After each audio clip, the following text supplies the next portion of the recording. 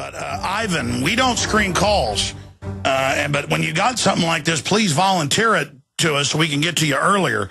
Ivan is in New York. He's in the Army. And he's saying just recently they tried to have him do drills of basically taking on the American people, which is admitted. I've been to these drills. It's in the news.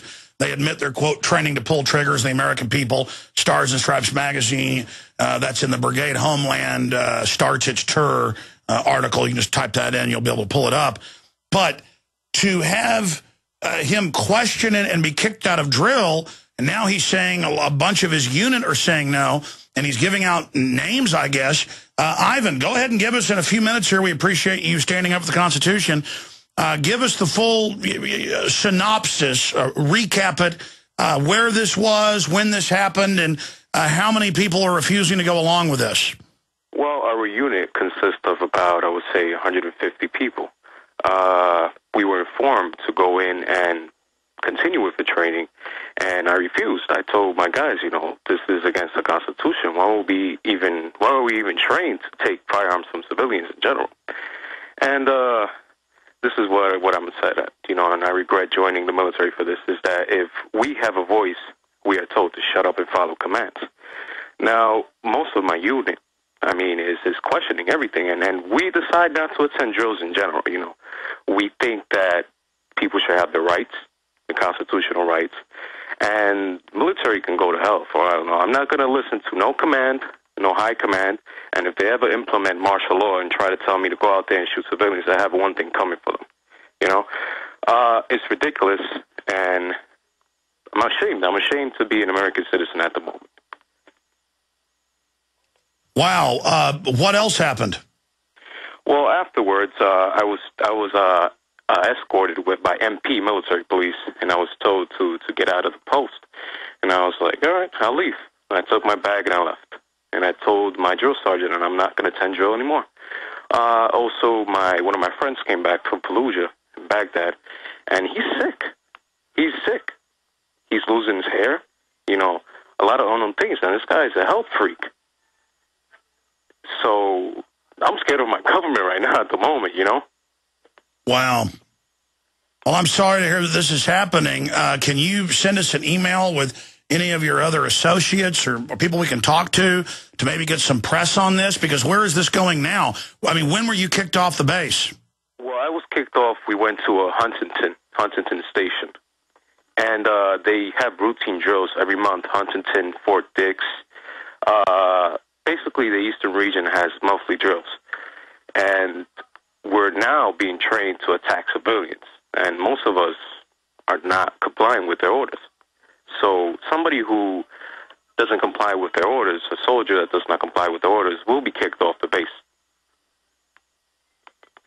But I mean, you're kicked off the base. You're not court-martialed? You don't get in trouble? No, you're kicked off the base. In general, just kicked off the base. You know, I've seen a lot of that in the news because they don't want to get reports of it going. So they basically make you go AWOL? Yeah, basically you can say that. I was also talking to most of the guys in the unit, and we do hear you, and we do appreciate what you're doing at the moment, and we thank you for the truth. Well, thank you, sir. Can you send us any information or your contact? Just send it to tips, the show tips at Infowars.com, and I would like to talk to you and other members of your unit, and I mean, perhaps get a report out on this because. I mean, are they specifically training you? I mean, how do you know this is for domestic operations?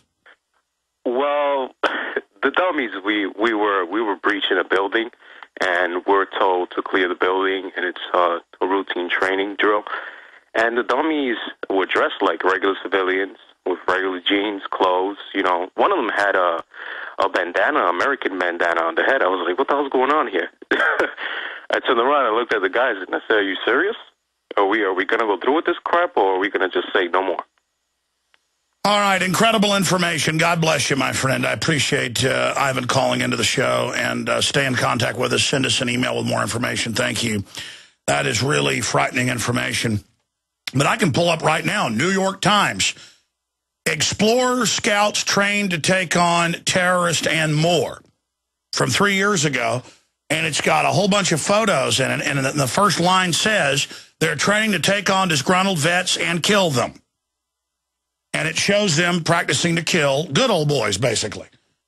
And then I've got the training manuals where it says the #1 enemy of America is veterans. We're the folks that broke that. Everybody knows about it. You can just type in Homeland Security documents, says veterans #1 threat. It's not Al-Qaeda. I saw a report where Delta Airlines, and there were some guys in their Muslim garb. #1, they were real Muslim terrorists. They're going to be dressed in blue jeans, folks. And people got so scared of them because they were men wearing, you know, Middle Eastern outfits that they freaked out and the pilot wouldn't fly. Everyone was rolling around in convulsions of fear. This is so ridiculous. You should be afraid of the big corrupt government, afraid of doing nothing. What's up with these sorry politicians? Lots of bark, but when it's showtime, whimpering like little shih tzus. You want big cuts? Ron Paul's been screaming it for years. Budget crisis? No problem. Got $1 trillion year one. That's trillion with a T. Department of Education? Gone. Interior, Energy, HUD, Commerce? Gone. Later, bureaucrats. That's how Ron Paul rolls. Want to drain the swamp? Ron Paul. Do it. I'm Ron Paul, and I approve this message.